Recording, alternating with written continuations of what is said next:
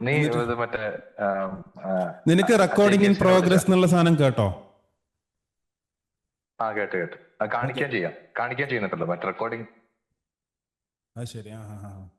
എടാ ഞാൻ എല്ലാവർക്കും മീറ്റിംഗ് ലിങ്ക് ഇട്ടിട്ടുണ്ട്, 2 ഗ്രൂപ്പിൽ ഇട്ടിട്ടുണ്ട്. നീ കണ്ടിട്ടുണ്ടാവില്ല, നീ രണ്ടിലുണ്ടല്ലോ, മൂൺലൈറ്റ് കറിയിലും ആ, അതേപോലെ തന്നെ. കണ്ട്. അല്ല, അവനെ പേഴ്സണൽ ആയിട്ട് വിളിക്കണ്ട. അവൻ ഈ സമയത്തൊക്കെ ആകുമ്പോഴത്തേക്കും അജയ് ആണെങ്കിൽ അജയ് രാവിലെ അടിക്കുമല്ലോ. അജയ് പിന്നെ രാത്രിയിലൊന്നും അടിക്കില്ല. അജയ് ആ കുറച്ച് അടിച്ച് പിന്നെ ഭയങ്കര ഡ്രങ്ക് ഒന്നും ആയിരിക്കില്ല നൈറ്റ് അത് പൊതുവെ. ശരി. ആ, നോട്ട് എവറി ഡേ. അതുകൊണ്ട് അവന് വേണമെങ്കിൽ അവൻ ഓൺ ആയിരിക്കും. പക്ഷെ അവൻ രാവിലെ നേരത്തെ എണീക്കും. അവൻ 6 മണിക്കൊക്കെ എണീക്കുമല്ലോ. അത് ശരി. എന്നാ അവൻ അവകാശപ്പെടുന്നത്. ഓ അങ്ങനെയുണ്ടല്ലോ. ആ ആ ആ. ഈ ഫ്രെയിം ഓക്കെ അവൻ അല്ലേ? നല്ല കുറച്ച്. നേരത്തെ കിടന്ന് നേരത്തെ എണീക്കും. എടാ ഞാൻ കുറച്ച് ലൈറ്റിംഗ് എല്ലാം ട്രൈ ചെയ്തിട്ടുണ്ട്. എന്താ അഭിപ്രായം? അതിന്റെ ബാക്ക്ഗ്രൗണ്ട് നീ മൊത്തം മാറ്റിയിരിക്കുമ്പോ ലൈറ്റിംഗ് കൃത്യമായിട്ട് മനസ്സിലാവുന്നില്ല. നീ ബാക്ക്ഗ്രൗണ്ട് നോർമൽ ആക്കിക്ക്.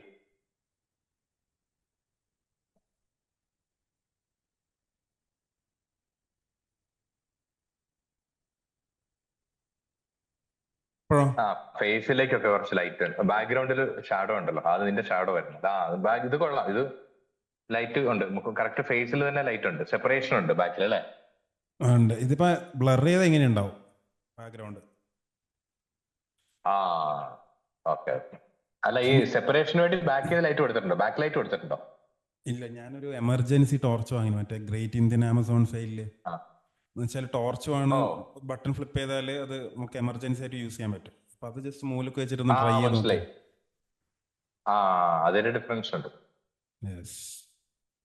നമ്മൾ അജയനെ വിളിച്ചിട്ട് കിട്ടുന്നില്ലല്ലേ? ഇങ്ങനെയാക്കുമ്പോ ആ, ഇങ്ങനെ ആക്കുമ്പോ ഇങ്ങനെയാക്കുമ്പോ വലിയ സുഖമില്ല. ഈ ബാക്ക്ഗ്രൗണ്ട് മാറ്റി വേറെ ആക്കിക്ക്. ഓക്കെ. വേറെ ഉള്ളതെല്ലാം ഞാൻ ഓൾറെഡി ട്രൈ ചെയ്തതാണ്. പക്ഷെ ഇത് മറ്റേ ഇത് ലൈറ്റിംഗ് മാച്ച് ശരിയാവില്ല. ആവുന്നില്ല. ആ, ഇതും ലൈറ്റിംഗ് മാച്ച് ആവില്ല. നിനക്ക് മറ്റേ പാർട്ടി മോഡിലുള്ള മറ്റേ നിയോൺ ലൈറ്റ്സ് ഒക്കെ ഉള്ള അങ്ങനത്തെ എന്തെങ്കിലും ഉണ്ടോ? ഇത് പിന്നെയും കുഴപ്പമില്ല. ഇതല്ലേ?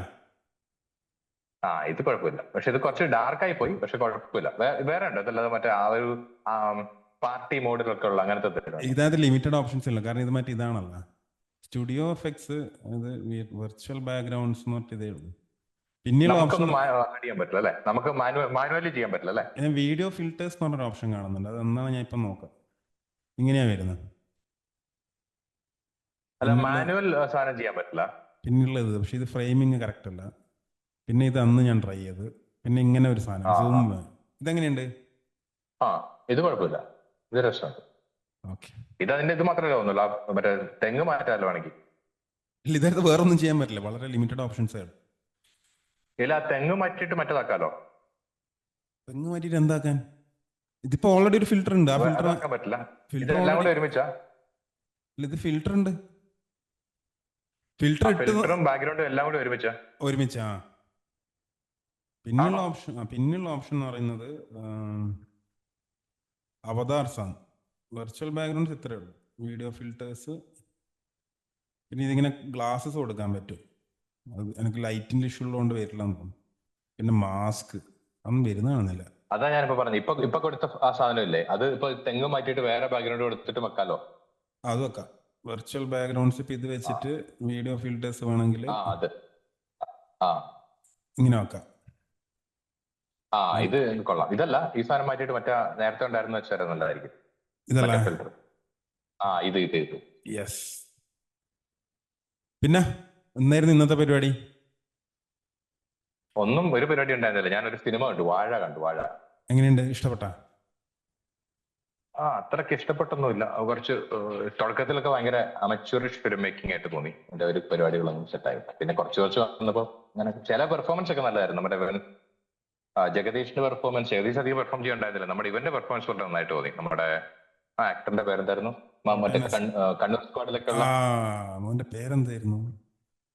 മറന്നുപോയി. അവന്റെ പേരെന്താ? ഓ, ഞാൻ പറയാറ്. മറന്നുപോയി. പക്ഷെ നല്ല ക്ലാസ് ആക്ടർ കേട്ടോ. നല്ല മറ്റേ അടിപൊളിയായിട്ട്. ഈ പടത്തിലുണ്ടായിരുന്നു, നമ്മളെ കാനിൽ പോയ പടമില്ലേ, ഓൾ വി ആ, ഇമാജിൻ ഈസ് ലൈക്ക്. പടത്തിലുണ്ടായിരുന്നു. ആ, അത് ഇവന്റെ അതെ, ഉണ്ടായിരുന്നു. പേരെന്തായിരുന്നു? അല്ല, അതിനകത്ത് നമ്മളിങ്ങനെ എല്ലാവരെയും കാണുമ്പോഴേ ആ ഡിഫറൻസ് നന്നായിട്ട് അറിയാൻ പറ്റുന്നുണ്ട് അതിനകത്ത് പെർഫോമൻസിൽ. അതെ. നീ സിനിമ കണ്ടതല്ലേ? വാഴ കണ്ടതല്ലേ? അന്ന് നമ്മൾ അഭിപ്രായം ഇല്ല പറഞ്ഞല്ലേ? ഇല്ല, ഞാൻ കണ്ടിട്ടില്ല ആക്ച്വലി. ഞാൻ കാണാണ്ട് കണ്ടു എന്ന് അഭിപ്രായം പറഞ്ഞ പടം അസീസ് നെടുമങ്ങാട്. ആ, സീസ്. യെസ്. അത് സംഭവം അസീസ് എന്താ വെച്ചാല് നന്നായിട്ട് പെർഫോം ചെയ്തു. ഞാൻ സോഷ്യൽ മീഡിയയിൽ ഇതിന്റെ ഒരുപാട് ക്ലിപ്സ് കണ്ടിട്ടുണ്ടായിരുന്നു. ഒന്ന് രണ്ട് ക്ലിപ്സ് എന്ന് പറയുന്നത് ഒന്ന് ബാഡ് ആക്ടിങ്ങിന്റെ കോണ്ടെക്സ്റ്റില് മറ്റേ ഈ കോട്ടയം നസീറിന്റെ മോൻ ഈ വീട്ടിൽ ചെന്നിട്ട് എന്താ പറയാ ഞാനൊന്നും ആ ചെയ്തിട്ടില്ല എന്ന് പറഞ്ഞിട്ട് ആ ഒരു സാധനം. പിന്നെ ആ കണ്ടതെന്ന് പറയുന്നത് ആ കോളേജിൽ നിന്നുള്ള ഫൈറ്റ് സീൻ ഇല്ലേ, ഒരുത്തൻ ഇവരെ ആ കൂട്ടുകാരെ ഒരുത്തൻ ഇട്ട് എന്താ പറയാ അടിച്ച് ആ നിലത്തിടുമ്പോ ആ മറ്റന്മാർ ഓടി വരുന്നത്, അതും ഭയങ്കരമായിട്ട് ഒരുപാട് ആ വൈറലായ പോലെ തോന്നി എനിക്ക്. പോസിറ്റീവ് ആയിട്ടോ? അത് അങ്ങനല്ല, അത് സോഷ്യൽ മീഡിയയിൽ ഒരുപാട് സ്ഥലത്ത് ഈ സാധനം ഇങ്ങനെ റീപോസ്റ്റ് ഉണ്ടായിരുന്നു എന്ന് അറിയാം. നല്ലത്. ആൾക്കാർ നല്ലതാണോ പറയുന്നത്, എന്താ പറയുന്നതിനെ കുറിച്ച്? അല്ല, ആൾക്കാർക്ക് നല്ലത് പോസിറ്റീവായിട്ട്. മറ്റേ ഇവന്റെ കേസ്, ആ ഫസ്റ്റ് കേസിൽ നെഗറ്റീവായിട്ട് ക്രിഞ്ച് അടിച്ചു എന്ന് പറയുന്നുണ്ട്. മറ്റേ ആക്ടിങ്, അവന്റെ ആക്ടിങ് അത്ര not up to the mark. മറ്റേ ആക്ഷൻ സീൻസിന്റെ കേസിൽ ഉം. പിന്നെ അത് ആ ബിൽഡപ്പും ആ എക്സിക്യൂഷനെല്ലാം അവര് കുറച്ചൊരു റോ ആയിട്ട് പിടിച്ചിട്ടുണ്ട്. ആ ആക്ഷൻ സീക്വൻസിനെ കണ്ടാൽ എനിക്ക് മനസ്സിലാവും, കുറച്ച് ഹാൻഡ് ഹെൽഡ് ആക്ഷൻ ആയിട്ട്. നല്ലതായിരുന്നു, അതിന്റെ ആക്ഷൻ. അതെ, ആക്ഷൻ നല്ലതായിരുന്നു, പക്ഷെ അത് ഭയങ്കര മോശമായിരുന്നു ആ സിറ്റുവേഷൻ. ആ ഒരു ഡയറക്ടർ കോളേജിലേക്ക് ഏതായാലും ചെല്ലുമ്പോ നല്ല ആക്ഷൻ സെൻസുള്ള ഡയറക്ടറാണ്, എന്തോ ആയിക്കോട്ടെ. ആക്ഷൻ സെൻസ് ഒക്കെ ഉണ്ട്, പക്ഷെ ആ സീൻ വളരെ മോശമായിരുന്നു. ആ സിനിമയിലെ സീൻ വളരെ പ്ലേസ് ചെയ്തേക്കുന്ന രീതി ഭയങ്കര ആ ഒരു ഉടായ്പ സെറ്റപ്പ് ആയിരുന്നു. കാരണം ഞാൻ കണ്ട്. ഇത്രേ ഉള്ളൂ, ഒരാള് അല്ല ഇത്രേ ഉള്ളത്, ഒരാള് കോളേജിലേക്ക് ഈ ഫ്രണ്ട്സ് ഇവരൊക്കെ ഒരുമിച്ച് ഇവരെ സിനിമയ്ക്കകത്ത് കഥ അങ്ങനെ സാധനങ്ങളൊന്നും അല്ല. ഇവരൊക്കെ ഒരുമിച്ച് സ്കൂളിലായിരുന്നു. എന്നിട്ട് ഇവർ ഇനി കോളേജ് ചേരുമ്പോ ഇവർ ഒരുമിച്ച് ആയിരുന്നു. സെപ്പറേറ്റ് ചെയ്യാൻ വേണ്ടി അല്ല, കുറച്ചുപേരെ ഹോം സ്കൂളിങ് അങ്ങനെയൊക്കെ ഇവർ സെപ്പറേറ്റ് ആയി സ്കൂളിലെ പ്രശ്നങ്ങൾ കാരണം. കോളേജിൽ ചേരുമ്പോ ഇവൻ ചേരാൻ ഉദ്ദേശിക്കുന്ന കോളേജിൽ തന്നെ മറ്റന്മാരൊക്കെ അഡ്മിഷൻ എടുത്ത് കഷ്ടപ്പെട്ട്. ഇവൻ അത്യാവശ്യം പഠിക്കുമായിരുന്നു ഈ പയ്യൻ, മറ്റേ ഈ ജഗദീഷിന്റെ മോൻ എന്ന് പറഞ്ഞ പയ്യനാണ്. അപ്പൊ അവൻ ആ അഡ്മിഷൻ എടുത്ത കോളേജിൽ തന്നെ മറ്റവന്മാരൊക്കെ അല്ലപ്പന്മാരൊക്കെ അഡ്മിഷൻ എടുത്തിട്ട്, അപ്പൊ അവരൊക്കെ അഡ്മിഷൻ എടുക്കാൻ വേണ്ടി തീരുമാനിക്കുന്ന കാണിക്കും. എന്നിട്ട് അപ്പൊ അവിടുത്തെ ഇവരുടെ ഒരു റൈവലറി ഉള്ള നന്നായിട്ട് പഠിക്കുന്ന ഒരു പയ്യനുണ്ട്. ആ പയ്യനായിട്ട് കുറെ വഴക്കൊക്കെ ഉണ്ടാക്കിയിട്ടാണ് അവർ ആ സ്കൂൾ ജീവിതത്തിൽ ഉണ്ടായിരുന്നത്. ഈ ഈ കോളേജിലേക്ക് ഈ ജഗദീഷിന്റെ മകൻ എന്ന് പറഞ്ഞ പയ്യൻ ചെല്ലുമ്പോ ഇവൻ എങ്ങനെയുണ്ട് കോളേജ്, ഇവൻ അടിപൊളിയായിട്ട് അപ്പൻ ഇറക്കി വിട്ട് ഇവൻ കോളേജിലേക്ക് ചെല്ലും. ഫസ്റ്റ് ഡേ കോളേജിലേക്ക് ചെല്ലുമ്പോഴത്തേക്കും മറ്റേ പയ്യൻ, റൈവലറി ഉള്ള പയ്യൻ പറയാണ്, ചേട്ടാ ഇവനാണ് ഞാൻ പറഞ്ഞില്ല ചേട്ടാ ഇവനാണെന്ന് പറയും. അപ്പത്തേക്കും അവരെല്ലാം കൂടി ഇവനെ വന്നിട്ട് ഇടിക്കും. ആ പയ്യൻ ഓടി വന്നിട്ട് ഇവനെ വന്ന് ഇടിക്കാൻ തുടങ്ങും. ചുമ്മാ വന്നിട്ട് ഇടിക്കാൻ തുടങ്ങും. പഴയ എന്തോ റൈവലറി വെച്ചിട്ട് ചേട്ടാന്നൊക്കെ പറയുന്നത് എന്തിനാണെന്നൊക്കെ മനസ്സിലായത്. ഇടിക്കാൻ തുടങ്ങുമ്പോഴത്തേക്കും മറ്റേ മച്ചന്മാര് ദേ എന്ന് പറഞ്ഞിട്ട് അവരൊക്കെ നാലിട്ട് ഇവനെ ഇടിക്കും. അപ്പൊ ആ സീനിയേഴ്സ് ഒക്കെ വന്നിട്ട് ഇവരെ ഇടിക്കാൻ നോക്കും. അങ്ങനെ ഫുൾ ഇടിയാവും. ആ ഇടി നന്നാണ്, പക്ഷെ ആ സാധനം എന്ത് കൺസ്ട്രക്ഷൻ ആ സീനിന്റെ ഒരു തരത്തിലും നമുക്ക് സൂഹിക്കാത്തൊരു സാധനം. അങ്ങനെ കുറെ സ്ഥലത്ത് അങ്ങനെയൊക്കെ സാധനങ്ങളൊക്കെ വരുന്നുണ്ട്. അങ്ങനെ കുറെ ചുമ്മാ ഈസി ഫിലിം മേക്കിംഗ് ഉണ്ട് ചില സ്ഥലത്തൊക്കെ. ഇതിന്റെ പിന്നെ സ്ക്രീൻ പ്ലേ പെർഫോമൻസ് മറ്റേ ഗുരുവായൂരമ്പലം നടയിൽ എടുത്ത ബിപിൻ ആളാണല്ലേ? ദാസ്. അതെ, ശരി. ബിപിൻ ദാസ്. നീ ഗുരുവായൂരമ്പലം നടയിൽ സ്ക്രീൻ കണ്ടിട്ടുണ്ടോ? പ്ലേയുടെ പ്രശ്നം അത് ഞാൻ കണ്ടില്ല. ഞാനും കണ്ടില്ല. അത് ആ മറ്റേ തിയേറ്ററിൽ വർക്കായി എന്നിട്ട് OTT വന്നേരം ഭയങ്കര ട്രോളിയ പാടല്ലായിരുന്നു. തിയേറ്ററിലും എല്ലാവർക്കും ഒന്നും വർക്കായില്ല. തിയേറ്ററിൽ കുറെ മോശം അഭിപ്രായം പറഞ്ഞ ആൾക്കാരുണ്ടായിരുന്നു. അല്ല അങ്ങനല്ല, പക്ഷെ പൈസ കളക്ട് ചെയ്യുന്ന തോന്നല്ല. പൈസ കളക്ട് ചെയ്തു, പക്ഷെ വർക്കായി. വർക്കായെന്ന് വെച്ചാൽ അങ്ങനെ അതെ, ലാഭമൊക്കെ കിട്ടി പൈസ സിനിമയ്ക്ക്. പക്ഷെ നല്ല അഭിപ്രായം അല്ലായിരുന്നു. ഞാൻ കുറെ പേരോട് ചോദിച്ചപ്പോഴൊക്കെ അവർ ഒന്നും പിടിച്ചിട്ടുണ്ടായിരുന്നില്ല. ഞാൻ ഒരു 3-4 പേരോട് ചോദിച്ചപ്പോഴും അവർക്കൊന്നും അത്ര പിടിച്ചിട്ടുണ്ടായിരുന്നില്ല സിനിമ. ശരി. വാഴയാണെങ്കിലും തിയേറ്ററിൽ കണ്ട എല്ലാവർക്കും ഒന്നും ഇഷ്ടപ്പെട്ടില്ല. കുഴപ്പമില്ല, കാണാം, അങ്ങനെയൊക്കെ ഉള്ള ഒരു രീതിയിലൊക്കെ ഇങ്ങനെ പോയി. അല്ല ഞാനും അങ്ങനെ എന്താ പറയാ കാണണമെന്ന് വിചാരിച്ചിട്ടുണ്ടായിരുന്നു, പക്ഷെ എനിക്ക് കാണാൻ തോന്നിയില്ല. ഞാൻ തിയേറ്ററിൽ പക്ഷെ എന്തായിരുന്നു വെച്ചാല് ഏതൊരു പടം കാണാൻ പോയാലും ഈ ഗുരുവായൂർ അമ്പലം നടയിൽ കഴിഞ്ഞിട്ട് ഫസ്റ്റ് ഡേ ഫസ്റ്റ് ഷോ കഴിഞ്ഞിട്ട് ഇറങ്ങി വരുന്ന കുറച്ച് ആൾക്കാരുണ്ടായിരുന്നു. അവരെല്ലാം ആ ഭയങ്കര എൻജോയ് ചെയ്തിട്ടാണ് വരുന്നത്. ആക്ച്വലി ആലങ്കിയിൽ മറ്റേ മെയിൻ തിയേറ്ററിൽ ഈ ഗുരുവായൂർ അമ്പലം നടയിൽ ഓടുന്നു, ചെറിയ തിയേറ്ററിൽ വർഷങ്ങൾക്ക് ശേഷം വിനീത് ശ്രീനിവാസന്റെ പടം. അപ്പൊ അത് കാണാൻ പോയിട്ട് ഇറങ്ങുന്ന സമയത്ത് അതിന് കൂടുതൽ ആൾക്കാർ അതല്ല ആക്ച്വലി ഇതല്ല, വർഷങ്ങൾക്ക് ശേഷമല്ല, നമ്മളെ രതീഷ് ബാലകൃഷ്ണ പൊതുവാളിന്റെ ഒരു പടം ഉണ്ടായിരുന്നു, കുറച്ച് വലിയ പേരുള്ള. മനസ്സിലായി. മറ്റേ പ്രേമകഥ എന്തോ ആരുടെയോ രമേശന്റെയും എന്തോ മറ്റേ. അപ്പൊ ആ പടം അത്യാവശ്യം നല്ല എന്താ പറയാ, പടം വലിയ ക്വാളിറ്റി ഒന്നുമില്ല, പക്ഷെ ക്രാഫ്റ്റ് വൈസ് നല്ല രസമുണ്ടായിരുന്നു. ഒരുപാട് ടൈം പീരിയഡ്സ് എല്ലാം പിടിക്കാൻ നോക്കിയിട്ട് കുറച്ച് വെറൈറ്റി. പക്ഷെ അതെല്ലാം ഈ ഫിലിം മേക്കിംഗുമായിട്ട് കണക്റ്റഡ് ആയിട്ടുള്ള ആൾക്കാർക്ക് ബാക്കിയുള്ള സാധാരണ ഒരു നീഷ് ഓഡിയൻസിന് മാത്രം കണക്ട് ആവുന്ന സാധനമായിരുന്നു. പക്ഷെ എന്നാലും കഥ വളരെ വീക്ക് ആയിരുന്നു കേട്ടോ. മെയിൻ ലീഡ് ആക്ടേഴ്സിന്റെ ഒരു കരിസ്മ അതൊന്നും ഉണ്ടായിരുന്നില്ല. ചുമ്മാ അവര് തമ്മിൽ ഒരു കെമിസ്ട്രി എനിക്ക് ഭയങ്കര ഫോഴ്സ്ഡ് ആയിട്ട് തോന്നി, അത്ര ഒരു സുഖം ഉണ്ടായിരുന്നില്ല. അപ്പൊ പടം അങ്ങനെ വർക്കായില്ല, സ്റ്റോറി സ്ക്രീൻ പ്ലേ അങ്ങനെ ഒന്നും വർക്കായില്ല. പക്ഷെ അത് എന്താ പറയാ, അത് ഇമാജിൻ ചെയ്ത രീതി കണ്ടേരം കുറച്ച് രതീഷ് ബാലകൃഷ്ണ പൊതുവാളിനോട് കുറച്ച് ബഹുമാനം തോന്നി.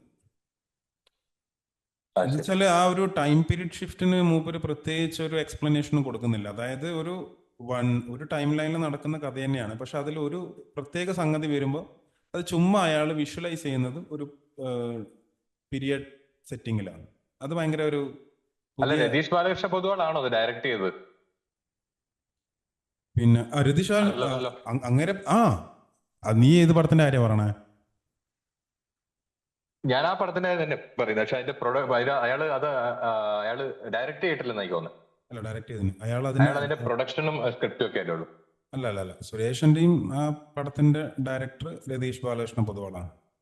അത് ബേസിക്കലി എനിക്ക് തോന്നുന്നു അത് പയ്യന്നൂരിന്റെ ഒരു ഡ്രാമ സീനിന്റെ ഒരു കാരിക്കേച്ചർ. സുമലതയുടെയും ആ ആരാ അത് ഡയറക്ടർ? ശരി. ഡയറക്ടർ ബൈ ആരാ നോക്കാം. സുമലതയുടെയും ഡയറക്ടഡ് ബൈ അയാൾ തന്നെ ആയിരിക്കും. നീ പറഞ്ഞു സുമലതയുടെയും രതീഷ് ബാലകൃഷ്ണ പൊതുവാൾ. അത് സുമലതയുടെയും എഴുതിയതും അയാൾ തന്നെയാ. ആ ടൈറ്റിൽ ഇതാണ് ഡയറക്ടേഴ്സ് രണ്ടുപേരും. സുധീഷ് സുമലതയുടെയും ഗോപിനാഥ് എന്ന് പറഞ്ഞൊരു ഡയറക്ടർ ഉണ്ട്. സുധീഷ് ഗോപിനാഥാ? സുരേഷിന്റെയും സുമലതയുടെയും ഹൃദയഹാരിയായ പ്രണയകഥ. ആ, അത് തന്നെ. അല്ല, ഞാൻ അതല്ല ആലോചിക്കുന്നു. അല്ല, ഡയറക്ടർ ഒരാളുടെ ഉണ്ട് കേട്ടോ, സുധീഷ് ഗോപിനാഥ് രണ്ടുപേരും കൂടെ ഡയറക്ട് ചെയ്തേക്കുന്നത്. അങ്ങനെ വരാൻ വഴിയില്ലല്ലോ. നീ ഏതാ നോക്കണേ?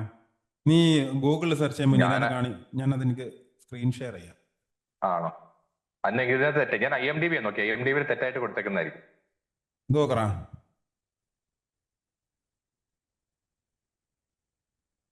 കാണുന്നുണ്ടോ? സ്ക്രീൻ കാണുന്നുണ്ടോ?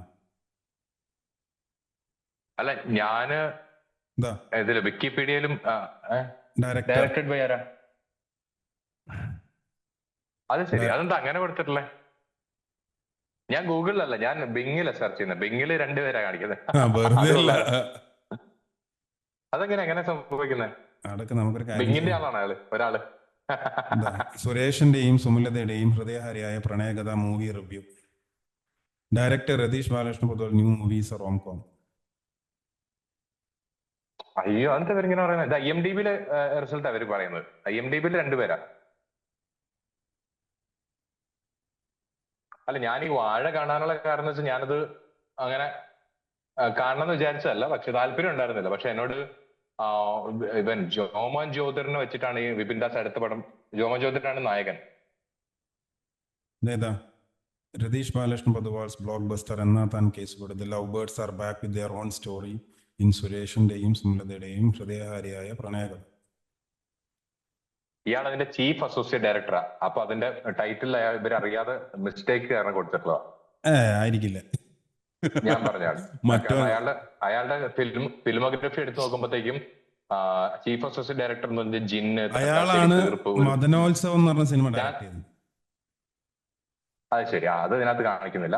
അസോസിയേറ്റ് ഡയറക്ടർ എന്ന് പറഞ്ഞിട്ട് ഇയാളുടെ കുറെ ഇതുണ്ട്. കുറെ പപ്പിലിയോ ബുദ്ധ എല്ലാ ടൈപ്പ് പടവും ചെയ്തിട്ടുണ്ട്.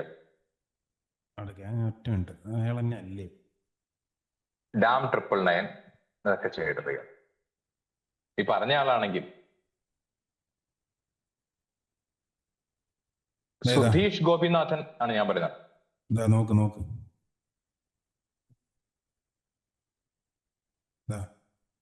മദനോത്സവം കാണുന്നുണ്ടോ നീ? ഇതിന്റെ ഡയറക്ടറാണോ മദനോത്സവോ? ഡയറക്ടഡ് 3 എന്ന് കാണിക്കുന്നുണ്ട്. ഡയറക്ടഡ് 3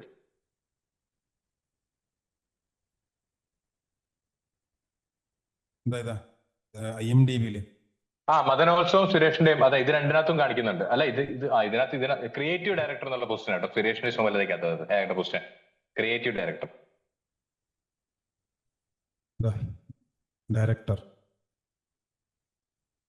അതിനകത്തുണ്ട്, സുമേഷിന്റെ ഉണ്ട്. ക്രിയേറ്റീവ് ഡയറക്ടർ അത് പറയാൻ പറ്റില്ല. ക്രിയേറ്റീവ് ഡയറക്ടർ അത് മേ ബി IMDb-യിൽ കൊടുത്ത അങ്ങനെയായിരിക്കും. പക്ഷെ സുധീഷ് ഗോപിനാഥ് അറിയില്ല. ഒരുപാട് ടൈം പീരിയഡ്സ് ഉള്ളതുകൊണ്ട് ഒറ്റ ഒരാൾ തന്നെ ചെയ്യാൻ ചാൻസ് കുറവാണ്. അറിയില്ല. പക്ഷെ എന്തായാലും ഡയറക്ടേഴ്സ് പറഞ്ഞിട്ട് IMDb അങ്ങനെ കൊടുക്കാൻ പാടില്ലല്ലോ. ഡയറക്ടർ എന്ന് പറഞ്ഞ ഒരാളുടെ പേര് കൊടുക്കുന്നതിന് പകരം അവർ കൊടുക്കുന്നത് ക്രിയേറ്റീവ് ഡയറക്ടർ. എന്തായാലും ഡയറക്ടർ അല്ലല്ലോ. എനിക്ക് ഇതിനകത്ത് പ്ലേ ചെയ്യുന്ന വീഡിയോന്റെ സാധനം കാണുന്നുണ്ടോ? ഉണ്ട്. സ്റ്റക്കാ. പക്ഷെ ഓഡിയോ ഉണ്ടോ? ഓഡിയോ ഇല്ല. ഇപ്പോഴോ? ഇപ്പോഴും ഇതാണ് മറ്റേ 11 ഫ്രെയിംസിൽ കാണുന്ന പോലെ ടക്ക് ടക്ക് ടക്ക്. ഓക്കെ. പിന്നെ ഇത് ആരും വരുന്നതൊന്നും തോന്നുന്നില്ല അല്ലെ. ഏതായാലും 38 മിനിറ്റേ ഉള്ളൂ. അപ്പൊ നമുക്ക് അന്നേരം പിരിയാം. 38 ആയില്ല. ഇപ്പൊ എത്ര ആയി? 20, 50. 20ആയി. ഭക്ഷണം കഴിച്ചാ? ഭക്ഷണം ഞാൻ ഇന്ന് ലേറ്റ് ആയി. അല്ലെങ്കിൽ എപ്പോഴും 8:30ക്കും 9നും 9:30ക്കും ഇടയ്ക്ക് കഴിക്കും. നീ തന്നെയാണോ 8:30 കുക്ക് ചെയ്യണേ? നീ തന്നെ കുക്കിങ്? അല്ലല്ല, ഞാൻ 8:30ക്ക് പോകും. ഭക്ഷണം എടുത്തു വെക്കുമ്പോൾ എന്നെ ഫോൺ വിളിക്കും. അപ്പൊ ഞാൻ കുളിച്ചിട്ട് പോകും, കഴിക്കും, തിരിച്ചു വരും. ശരി. എനിക്ക് ഇഷ്ടമുള്ള സാധനങ്ങൾ കുക്ക് ചെയ്യാൻ താല്പര്യമുള്ളപ്പോൾ ഞാൻ കുക്ക് ചെയ്യും, അത്രേ ഉള്ളൂ. ഓക്കെ. ചിക്കൻ ഒക്കെ മേടിക്കുകയാണെങ്കിൽ അമ്മ കുക്ക് ചെയ്യില്ല. ഇപ്പൊ ബീഫും ആണെങ്കിൽ ഞാനാ കുക്ക് ചെയ്യാം. നിനക്ക് ഞാനിപ്പോ സ്ക്രീൻ മാറ്റിയിട്ട് മാറിയായിരുന്നാ? എന്ത് മാറിയെന്ന്? അല്ല, എന്തെങ്കിലും ചേഞ്ച് തോന്നുന്നുണ്ടോ ഇവിടെ സ്ക്രീനിൽ? ഇപ്പൊ നീ ഇപ്പം മറ്റേ അപ്രത്യക്ഷനായി. പിന്നെ നിന്റെ കുറച്ച് ഭാഗങ്ങള്, ശരീരത്തിന്റെ കുറെ ഭാഗങ്ങൾ ഇല്ലാതായി. ഇത് കൊള്ളാലോ, തിയേറ്ററിൽ ഇരിക്കുന്നത് അല്ലേ. പക്ഷെ നമ്മളെന്തിനാ സ്ക്രീൻ അങ്ങോട്ട് വെച്ചിട്ട് ഇങ്ങോട്ട് ഇരിഞ്ഞിരിക്കണേ? അതന്നെ. അത് കോപ്പി. അങ്ങനെ ഒരു സംഭവം ഉണ്ടല്ലേ. ശരി. അപ്പൊ എല്ലാവരും അവിടെ ഇരുത്തായിരിക്കും സീറ്റില്. ഇതെങ്ങനെ മാറ്റണ്ടെന്ന് പറഞ്ഞതല്ല. അവിടെയാ. ഓക്കെ.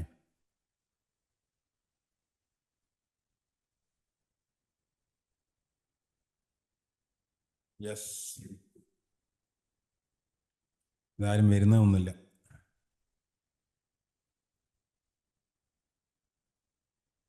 പിന്നെ വേറൊന്നുമില്ല, ഞാൻ ആ കഥ എഴുത്തൽ പരിപാടി തന്നെ അത് ചെയ്യണം. അല്ല, ഞാൻ ചോദിക്കട്ടെ, ഒരു ഈ കഥയിൽ നിന്റെ ട്രസ്റ്റ് ലെവൽ എന്താണ്? Trust level high, very high. എന്താണ് സ്റ്റോറി? എന്നാ പിന്നെ കോമഡിയാണ്? എന്താ ജോണർ? ഏതാ? ഒരു ത്രില്ലർ, ഇൻവെസ്റ്റിഗേഷൻ, ഹൊറർ ത്രില്ലർ അല്ലേ. ശരി. ആരാന്ന്? ഇൻവെസ്റ്റിഗേഷൻ ഉണ്ട്. കാസ്റ്റ് ഒന്നുമില്ല, ഞാൻ ഡയറക്റ്റ് ചെയ്യുന്നില്ല. ഇതാണോ നീയും മറ്റേ ജോസഫ് ഫിജീഷും കൂടി ചെയ്യുന്ന പടം? അല്ല അല്ല അല്ല. പിന്നെ ഇത് ഞാൻ തന്നെ. ശരി. ഞാൻ അതിന്റെ കഥ ഒരു ഡയറക്ടറോട് പറയാൻ വേണ്ടി ഒരു ഓപ്പർച്യൂണിറ്റി കിട്ടുമെന്ന് ചോദിച്ചിട്ട് ഡയറക്ടറെ വിളിച്ചു ഒരാള്. അപ്പൊ അയാള് ഞാനത് വെബ് സീരീസിന് വേണ്ടി ഒരാളോട് പിച്ച് ചെയ്താണ് ഓൾറെഡി കഥ. വെബ് സീരീസ് അവർക്കത് ഇഷ്ടപ്പെട്ടു.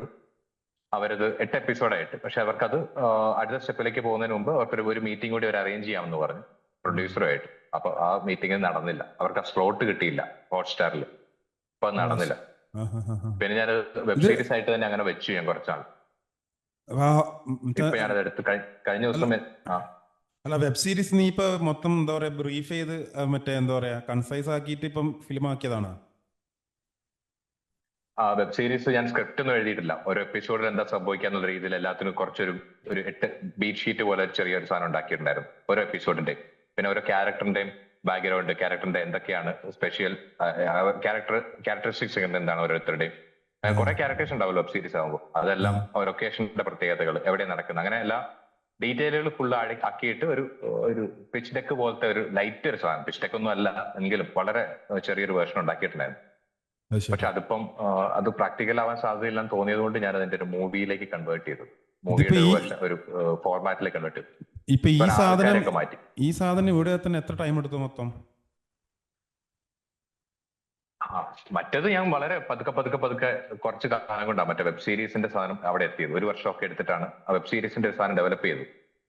അത് കഴിഞ്ഞിട്ട് ഇതിലേക്ക് എത്താൻ വേണ്ടി ആ വെബ് സീരീസ് കയ്യിലുണ്ടായിരുന്നു, ഞാനൊന്നും ചെയ്തിട്ടുണ്ടായിരുന്നില്ല. അപ്പൊ ഞാൻ അതിനെക്കുറിച്ച് ഇങ്ങനെ ആലോചിച്ചുകൊണ്ടിരുന്നു. ആ വെബ് സീരീസിലെ മറ്റേ ക്യാരക്ടർ ഇങ്ങനെയാണെങ്കിൽ അതിന്റെ എല്ലാ പോസിബിലിറ്റീസിനെ കുറിച്ചും ഞാൻ ഈ സമയത്ത് ആലോചിച്ചിട്ടുണ്ടായിരുന്നു. വളരെ കാഷ്വലി, ഒന്നും ചെയ്യാൻ വേണ്ടിയൊന്നുമല്ല. ഈ ക്യാരക്ടർ മാറിയാലും മറ്റേ ക്യാരക്ടർ മാറിയാലും അങ്ങനെ എല്ലാ കുറെ പോസിബിലിറ്റീസ് ആലോചിച്ചിട്ടുണ്ടായിരുന്നു. അപ്പൊ ഇപ്പൊ കഴിഞ്ഞ ദിവസം ഞാൻ വിചാരിച്ചു ഇതൊരു സിനിമയാക്കിയിട്ടൊന്ന് ആക്കി നോക്കിയാലോ എന്ന് വിചാരിച്ചിട്ട് ഞാൻ വെറുതെ ഒരു നൈറ്റ് ഫുള്ള് ഞാൻ ഒരു രാത്രി മുഴുവൻ ഇരുന്ന് രാവിലെ വരെ ഇരുന്നപ്പോ അതൊരു സിനിമയുടെ ഫോർമാറ്റിലേക്ക് മാറ്റി. ആദ്യം ആരോട് ഒരു അസോസിയേറ്റ് ഡയറക്ടറോടെ പിച്ച് ചെയ്തത്. അയാൾക്ക് സുരേഷ് ഗോപിയുടെ അനിയന് പ്രൊഡക്ഷൻ ഒരു സ്ലോട്ട് ഉണ്ടായിരുന്നു മറ്റേ ഹോട്ട്സ്റ്റാറിൽ ആ സമയത്ത്. അപ്പൊ അതിനുവേണ്ടി പിച്ച് ചെയ്തത്. നിഖിൽ വഴി പിച്ച് ചെയ്തത്.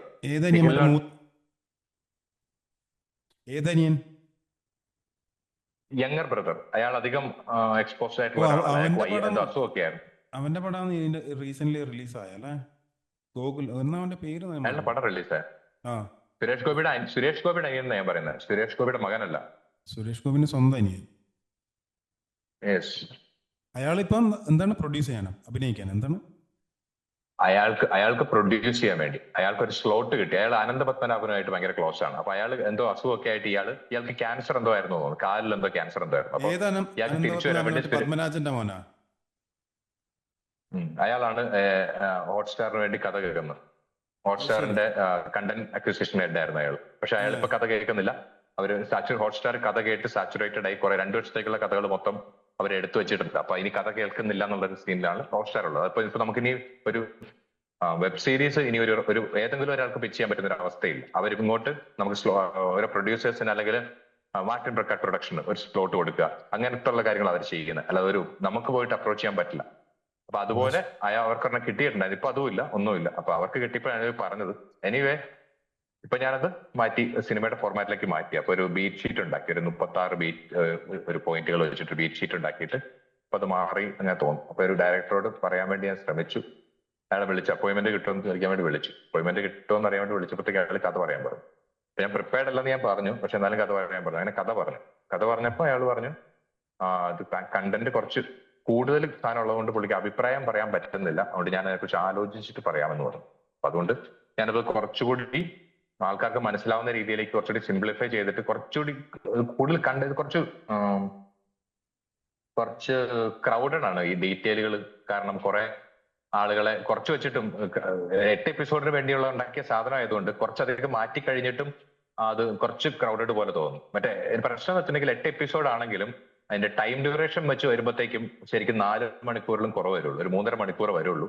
പക്ഷെ നമുക്ക് ഓരോ കാര്യവും ചിന്തിക്കാൻ വേണ്ടിയുള്ള സമയവും ഒരു ക്യാരക്ടറിന് കൊടുക്കാൻ പറ്റുന്ന സമയവും വളരെ കൂടുതലായിരിക്കും. അങ്ങനെ ഒരു സാധനം ഉണ്ടല്ലോ, കാരണം ഒരു എപ്പിസോഡ് കഴിയുമ്പോൾ ഒരു ബ്രേക്ക് കഴിഞ്ഞിട്ടാണല്ലോ അടുത്ത എപ്പിസോഡ്. ഇപ്പൊ എപ്പോഴും നമുക്കൊരു വേറൊരു അതിന്റെ ഒരു പരിപാടി വേറെയാണല്ലോ. അപ്പൊ അതിനെ സിനിമയിലേക്ക് ആക്കുമ്പോഴത്തേക്കും കുറച്ച് ക്രൗഡഡ് ആയിട്ടിരിക്കുന്നു സിനിമ. ഒരു 2.5 മണിക്കൂർ സിനിമയിലേക്ക് ആക്കുമ്പോൾ കുറെ കട്ട് ചെയ്ത് കളഞ്ഞു, ആൾക്കാരെ കളഞ്ഞു, 4 പേരൊക്കെ 4-5 പേരെ ക്യാരക്ടേഴ്സിനൊക്കെ കളഞ്ഞു. ഒരു ലെയർ കളഞ്ഞു, സിനിമയുടെ ഉണ്ടായിരുന്ന ഒരു ലെയർ മാറ്റിയിട്ട് വേറെ കുറച്ച് സിമ്പിൾ ലെയർ ആക്കി. പക്ഷെ എന്തെങ്കിലും സിനിമ കുറച്ച് കേൾക്കുമ്പോൾ ആൾക്കാർക്ക് ഫോളോ ചെയ്യാൻ പറ്റും, പക്ഷെ കുറച്ച് കൂടുതൽ കണ്ടന്റ് ഭയങ്കര കൂടുതൽ പോലെ തോന്നും. കാസ്റ്റൊക്കെ തീരുമാനിച്ചാ? ഒന്നുമില്ലെന്ന്, ഞാൻ വെറുതെ ഒരു കഥ ഉണ്ടാക്കുന്നുള്ളതല്ലാതെ ഞാൻ കാസ്റ്റിനെ കുറിച്ചൊന്നും ചിന്തിക്കുന്നില്ല. ഇത് വിജീഷിന്റെ ആവശ്യമില്ലാത്ത ഞാൻ ചിന്തിക്കരുത്.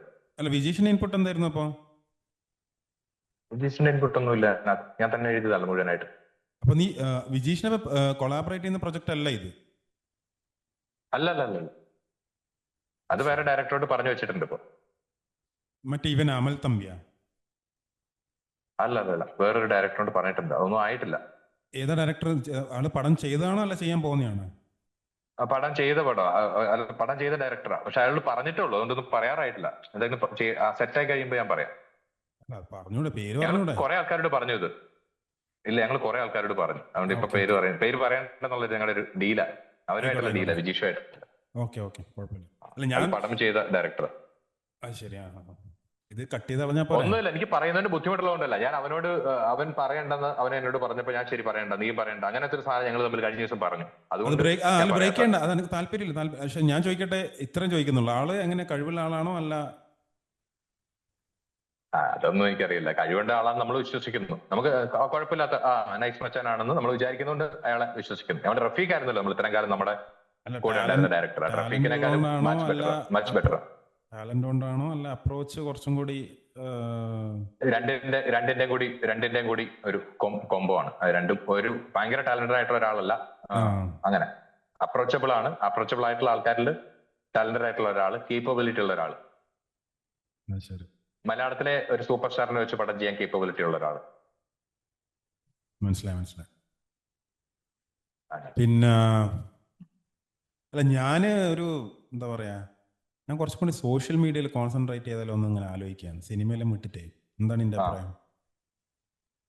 സോഷ്യൽ മീഡിയയിൽ എന്താണെന്നതിനെ കുറിച്ച് എനിക്കൊരു വ്യക്തതയില്ല. ഇപ്പൊ പോഡ്കാസ്റ്റ് ചെയ്യുന്നുണ്ട്. പോഡ്കാസ്റ്റ് ആണ് എനിക്ക് ഏറ്റവും താല്പര്യമുള്ള വിഷയം. അത് കഴിഞ്ഞിട്ടാണ് ബാക്കിയുള്ള കാര്യങ്ങൾ. ഇപ്പം ഇൻസ്റ്റാഗ്രാമിൽ ഒരു പേജ്, എന്താ പറയാ, ഒരു എന്ന് വെച്ചാൽ സ്വന്തം കണ്ടന്റ് ആണ്. അങ്ങനെ റീപോസ്റ്റുകളോ അല്ല മറ്റേ ഈ മിഷ്മാഷോ അല്ലെങ്കിൽ ആ സാധനമൊന്നുമല്ല, ഒറിജിനൽ സാധനങ്ങൾ. റീൽസ് പോലെ ഉം. എന്തെങ്കിലും ക്രിയേറ്റീവ് ആയിട്ട് ഒരു സ്ഥിരം പാറ്റേൺ വിട്ടിട്ട് കുറച്ചും കൂടി എന്താ പറയുക, ഇപ്പം അവരെല്ലാം ചെയ്യുന്ന പോലെ ഈ സിനിമ ബേസ്ഡ് ഫണ്ണി എല്ലാം വിട്ടിട്ട് സ്നിപ്പറ്റ്സ് എന്ന് പറഞ്ഞിട്ട് ഒരു സീരീസ് തുടങ്ങിയാലോ എന്നിങ്ങനെ ആലോചിക്കുന്നുണ്ട്. ആലോചിക്കണ്ട, സോഷ്യൽ മീഡിയ ഒട്ടും ആലോചിക്കണ്ട. നാളെ തുടങ്ങുവാണെങ്കിൽ തുടങ്ങാം. അധികം ഒന്നും ആലോചിക്കേണ്ടത് അല്ല, എന്റെ അത് അഭിപ്രായം. വേഗം തന്നെ സോഷ്യൽ തുടങ്ങാം. മീഡിയന്റെ എന്നെ സംബന്ധിച്ചിടത്തോളം ഏറ്റവും വലിയ അഡ്വാൻറ്റേജ് എന്ന് പറയുന്നത് അതിന്റെ സെറ്റിങ്ങും അതിന്റെ റിക്വയർമെന്റ്സിന്റെ ആ ഒരു ലെവൽ ഡൗൺ ആണ്. എന്നുവെച്ചാൽ നമ്മളിപ്പം ഒരു ഉം. ഷോർട്ട് ഫിലിം ആയാലും ഒരു ഫീച്ചറിലൊക്കെ ആയാലും നമുക്ക് അതിന് വേണ്ടുന്ന സെറ്റപ്പ് ഭയങ്കര വലുതാണല്ലോ. ഇതെന്ന് പറഞ്ഞാൽ ചെറിയ സെറ്റപ്പിൽ അതെ. ചെയ്യാൻ പറ്റുന്ന പരിപാടികളാണ്. ഇപ്പം ഇതിന് വേണ്ടുന്ന ഏകദേശം ടൂൾസ് എല്ലാം എന്താ പറയാ എൻ്റെ അടുത്ത് ഉണ്ട്. ഉം. അപ്പൊ ഇത് വിട്ടിട്ട് ഒരു കംഫർട്ട് സോണാണ്, നാട് വിടാൻ താല്പര്യമില്ല. അപ്പൊ അതെല്ലാം കൂടി ആലോചിക്കുമ്പോൾ ഇതൊരു നൈസ് ഉം. സംഭവമാണ്. അത് ശരിയാണ്. കാരണം അല്ല, അതിന്റെ ഒരു കംഫർട്ടിൽ നിന്ന് വേറെ കുറെ ഓപ്പർച്യൂണിറ്റീസ് കിട്ടാനും സാധ്യതയുണ്ട് എപ്പോഴും, അല്ല, വൺസ് നമ്മൾ കംഫർട്ട് സ്റ്റാർട്ട് സോൺ ചെയ്ത് കഴിഞ്ഞാൽ. ബേസിക്കലി എൻ്റെ വീട് എന്ന് പറഞ്ഞാൽ എൻ്റെ കംഫർട്ട് സോൺ ഒന്നും അല്ല. ഞാൻ എവിടെ പോയാലും കംഫർട്ടബിൾ ആണ്. പക്ഷെ എൻ്റെ ഒരു ആവശ്യം ഇവിടെ ഉള്ളത് കൊണ്ടും പിന്നെ ഞാൻ ആ മറ്റ് കംഫർട്ട് സോൺ എന്നല്ല ഉദ്ദേശിച്ചത്. ഞാൻ പറഞ്ഞത്, ഈ ഒരു പരിപാടി നീ തുടങ്ങുവാണെങ്കിൽ നിനക്ക് ഇപ്പൊ എല്ലാ കാര്യങ്ങളും നിന്റെ കയ്യിൽ ഉള്ളത് കൊണ്ട് റിസോഴ്സസ് എല്ലാ കയ്യിലുണ്ട്. അപ്പൊ അതെ. അങ്ങനെ തുടങ്ങുവാണെങ്കിൽ ആ ഒരു രീതിയിൽ നമുക്കൊരു ഫ്രെയിമോ എന്തെങ്കിലും ഒരു നമുക്ക് കുറച്ച് ഓഡിയൻസും കാര്യങ്ങളും കിട്ടുമ്പോൾ പിന്നെ കുറെ പോസിബിലിറ്റീസ് ഓപ്പൺ ആവും അതിൽ കൂടെ തന്നെ. അതിനുള്ള സാധ്യതയുണ്ട്. അല്ല, അതാണ് ഞാൻ ആലോചിച്ചത്. പോസിബിലിറ്റീസ് എന്ന് അത് പറഞ്ഞാൽ നല്ല എനിക്ക് ഒരു സാധ്യത. പക്ഷെ അത് അല്ല, ഞാൻ ആലോചിക്കുന്നത് വെച്ചാൽ എനിക്ക് ഈ സാധനം എന്താ പറയാ, എൻ്റെ കൺട്രോളിൽ നിന്ന് കുറച്ചൊന്ന് വിട്ട് മാറി ചെയ്യാൻ വലിയ താല്പര്യമില്ല. ഇതല്ല, വേറെ കുറെ കൊളാബും അതും ഇതും വേറെ ആൾക്കാരൊക്കെ പറയുന്ന കുറെ സാധനങ്ങൾ നിനക്ക് ചിന്തിക്കാൻ പറ്റുന്ന കുറെ, നമ്മൾ ചിന്തിക്കുന്ന രീതിയിലല്ലാതെ കുറച്ചുകൂടി ഒരു സാധനം കിട്ടും. ആൾക്കാരിപ്പോ നമുക്കറിയാലോ, ഓരോ കാര്യങ്ങളൊക്കെ ചെയ്യുന്ന ആൾക്കാരുടെ കൊളാബൊക്കെ വന്നു കഴിയുമ്പോഴത്തേക്ക് ആൾക്കാരൊക്കെ വേറെ കാര്യങ്ങളൊക്കെ ചെയ്യാൻ തുടങ്ങുന്നുണ്ട് എപ്പോഴും. ഈ അല്ല, വാഴയിൽ അഭിനയിച്ചിട്ട് ആൾക്കാരൊക്കെ ഇൻസ്റ്റാഗ്രാം കണ്ടന്റ് ക്രിയേറ്റേഴ്സാ കുറെ പേര്. ഞാൻ ഇൻസ്റ്റാഗ്രാം കണ്ടന്റ് ക്രിയേറ്റർ എന്നാണ്. ഞാൻ ഒരിക്കലും ക്യാമറയുടെ മുമ്പിൽ വരണമെന്ന് ആഗ്രഹിക്കുന്നില്ല. പിന്നെ രണ്ടാമത്തെ കാര്യം എന്ന് പറയുന്നത്, പിന്നെ your meeting will end in 10 minutes. Need more time. Zoom pro provides.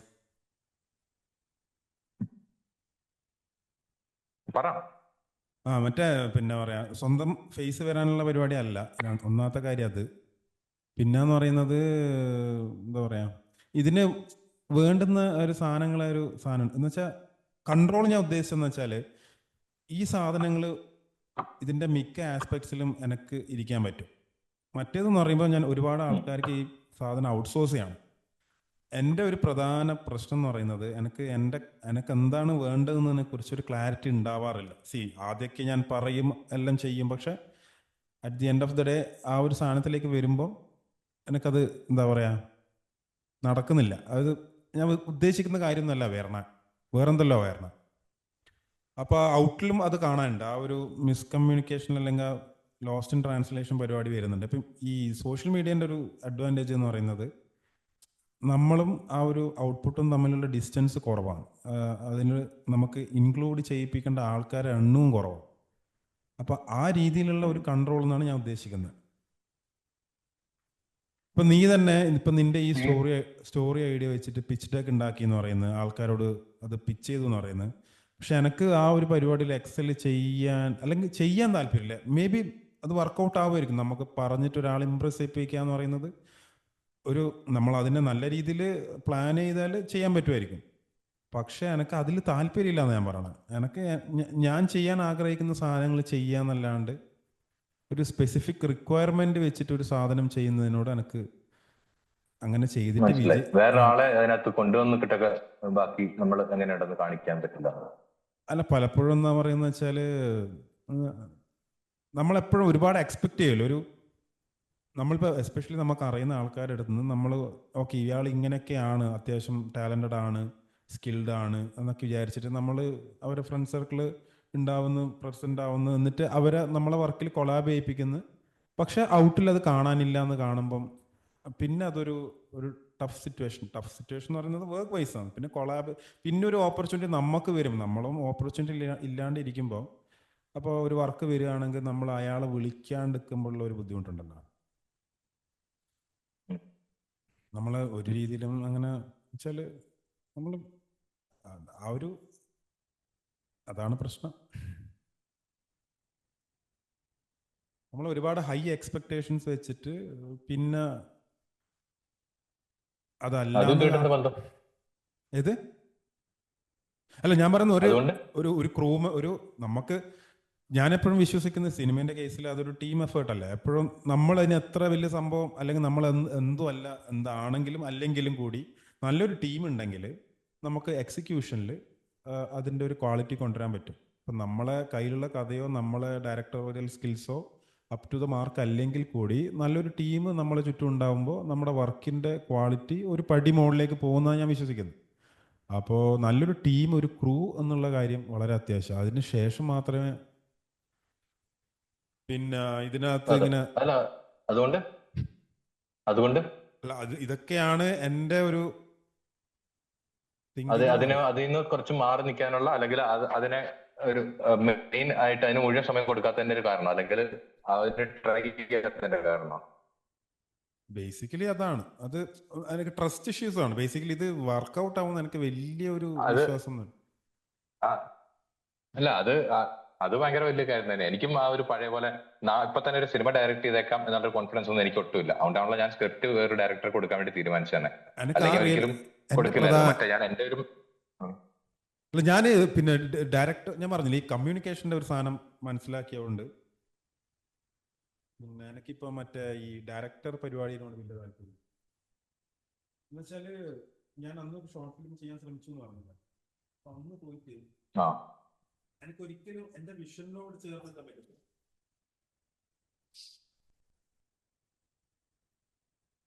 ഞാനിപ്പോ അവിടെ പോയി സെറ്റ് പോയിട്ട് കഴിയുമ്പോൾ ക്യാമറാമാൻ പറയുന്നത് എന്താ പറയാ നമുക്ക് ഇങ്ങനെ വിടും. ഞാനൊരു സാധനം പറയും, അയാൾ പറയും ഇല്ല ഇത് പോരാ, ഇതിങ്ങനെ ചെയ്യാൻ പറ്റില്ല, അതിന് ഒരുപാട് ലിമിറ്റേഷൻ ഉണ്ട്, കാര്യങ്ങളുണ്ട്, അത് പോരാത്തിന് അത്ര കൊള്ളില്ല എന്നല്ല പറഞ്ഞിട്ട് നമ്മളത് ഓക്കെ അയാൾ പറയുന്നതിൽ കരയാക്കിനെ കുറിച്ച് അറിയുന്നതല്ലേ എന്ന് പറഞ്ഞാൽ നമ്മളങ്ങ് വിട്ടു കൊടുക്കുമ്പോൾ അത് ഔട്ട് പിന്നെ എഡിറ്റ് ചെയ്യാനിരിക്കുമ്പോൾ അന്ന് ഞാൻ എന്തിനാന്ന് ആദ്യത്തെ ആ പ്ലാൻ അതിലെ അതെ ഐഡിയ പറഞ്ഞിനി എനിക്ക് അന്നേരം അതെ ക്ലിക്ക് അത് ആവുക. അത് ജെന്യൂൻ ആയിട്ടുള്ള അല്ല അത് ജെന്യൂൻ ആയിട്ടുള്ള കാര്യം. അത് ആ സമയത്ത് നമുക്ക് നമ്മൾ ഉണ്ടാക്കിയ പ്ലാൻ മാറ്റുമ്പോൾ എന്തിനാന്നുള്ളത് അത് പക്ഷെ ആ ക്യാമറമാൻ ഒരു വളരെ നല്ല ക്യാമറമാൻ ആണ് ഇങ്ങനെ സംഭവിക്കാനുള്ള സാധ്യത വളരെ കുറവാണ്. അതെ അല്ല നമ്മൾ ആ എഡിറ്റിൽ അത്ര വരുമ്പോൾ നമുക്കത് അത്രക്ക് മനസ്സിലാവുന്നുള്ളൂ. കാരണം നമ്മൾ കട്ട് അതെ അതെ അതെ തിങ്ക് അത് ശരിയാ ചെയ്തിട്ട് ശരിയാ. അല്ല അത് എഡിറ്റ് ചെയ്ത് വന്നാലേ മനസ്സിലാവും എന്നുള്ളതില്ല. ഇപ്പൊ ചില ക്യാമറമാൻ ആണെങ്കിൽ നമ്മളോട് ചെയ്യാൻ ഇത് ഇങ്ങനെ സജഷൻ തന്നിട്ട് നമുക്ക് ജെന്യൂനലി അത് മനസ്സിലാവുന്ന ഒരു സ്പേസിൽ എത്തും നമ്മൾ, എന്നിട്ട് നമ്മൾ ചെയ്യുള്ളൂ. അല്ലാതെ നമുക്ക് സമയത്തിന്റെ പ്രശ്നം എല്ലാം കൂടി വരുമ്പോൾ പറ്റിയൊന്നും വരില്ല. പക്ഷെ ചിലപ്പോൾ നമുക്ക് വിശ്വസിക്കേണ്ടി വരും. അല്ലെങ്കിൽ നമ്മളെ ജെന്യൂൻ ആയിട്ട് ഓക്കെ ആ വിഷനിലൂടെ നമ്മൾ ഇൻവോൾവ് ആവണം.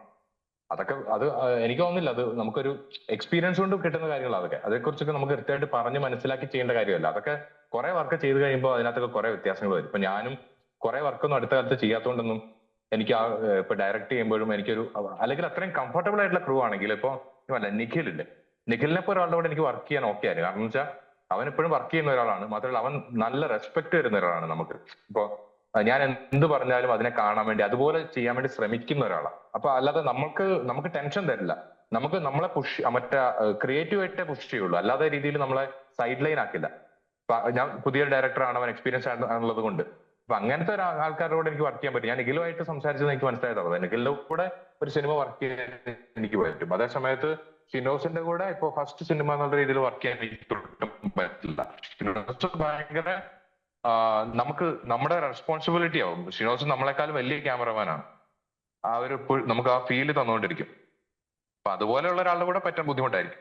പക്ഷെ ഇപ്പൊ ഉണ്ടയുടെ ക്യാമറമാന്റെ കൂടെയാണ് തമ്പി വർക്ക് ചെയ്യുന്നത്. ഉണ്ടയുടെ ക്യാമറമാൻ എന്ന് വെച്ചാൽ കുറെ പടം ചെയ്ത ഒരാളാണ്. അവൻ വളരെ നൈസ് ആയിട്ടുള്ള മച്ചാനാണ്. ഞാൻ അവനുമായിട്ട് കുറെ പ്രാവശ്യം കണ്ടു, സംസാരിച്ചു. ഞാൻ അവൻ ക്യാമറമാൻ ആണെന്ന് പോലും എനിക്ക് മനസ്സിലായില്ല. അവൻ അതുപോലെ എന്നോട് സംസാരിച്ചു പല പ്രാവശ്യം. വളരെ നൈസ് ആയിട്ടുള്ള ഒരു മച്ചാൻ. അതൊക്കെ അങ്ങനത്തെ കുറെ ആൾക്കാരുണ്ട്. ഓരോ എത്ര പേരെന്താന്ന് എനിക്കറിയില്ല, ഞാനിപ്പോ പറയാം. ജിംഷി ഖാലിദാ? ജിംഷി ഖാലിദ് അല്ലല്ലോ, ഒരു ഹിന്ദു പേരാണല്ലോ.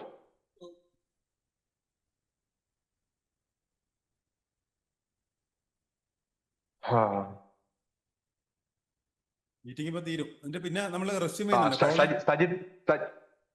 സജിത് പുരുഷൻ. ഇത് പിന്നെ സൂം ഇവന്മാര് വരുവാ, എന്നാ ചെയ്യേണ്ടതെന്ന് തിരിയുന്നില്ല. നല്ല നല്ല നല്ല ടോപ്പിക്സ് നമ്മൾ സംസാരിക്കുന്നത്. സംസാരിക്കാൻ രസമുണ്ട്. വേണമെങ്കിൽ നമുക്ക് അവനെ ജെയിംസിനെ വേണമെങ്കിൽ വിളിച്ചു നോക്കാം. കഥ നമ്മളിപ്പോ രണ്ടുപേരും ഇത്രയും പറഞ്ഞല്ലേ, നമുക്ക് പുതിയ ക്യാരക്ടേഴ്സിനെ കൊണ്ടുവന്നാലാ? പുതിയ ക്യാരക്ടേഴ്സിനെ എവിടുന്ന് കൊണ്ടുവരും? ഈ മീറ്റിംഗ് കഴിയുമ്പോൾ ഞാൻ പുതിയ മീറ്റിംഗ് വിളിക്കാം, നമുക്ക് നോക്കാം ആരെങ്കിലും വരുമോ നോക്കാം. സൂരജ് കേസിനെ കിട്ടി ഇങ്ങനെ ശരി ആക്കട്ടെ. നീ ആരുടെ നിനക്ക് ആരെയും കൊണ്ടുവരാൻ പറ്റുമോ? അയച്ചിട്ടുണ്ടോ? ഇതിന് സൂമിലോ? സൂമിൽ എങ്ങനെയാ? എനിക്ക് ആഡ് ചെയ്യാൻ പറ്റില്ലല്ലോ സൂമിൽ. അല്ല, പറ്റില്ല. നീ ആരെയാ വിളിക്കാൻ പ്ലാൻ ചെയ്യുന്നെന്ന് പറ. അല്ല, എനിക്കാരും വിളിക്കാനൊന്നുമില്ല. മറ്റേ അജയ് കേസിനെയും അജയ് കേസിന് ഞാൻ ഓൾറെഡി ഇൻവിറ്റേഷൻ കൊടുത്തു. അജയ് കേസിക്കും അവനെ വിളിച്ചിട്ട് ജോയിൻ ചെയ്യാൻ പറയാൻ വേണമെങ്കിൽ. നോക്കട്ടെ.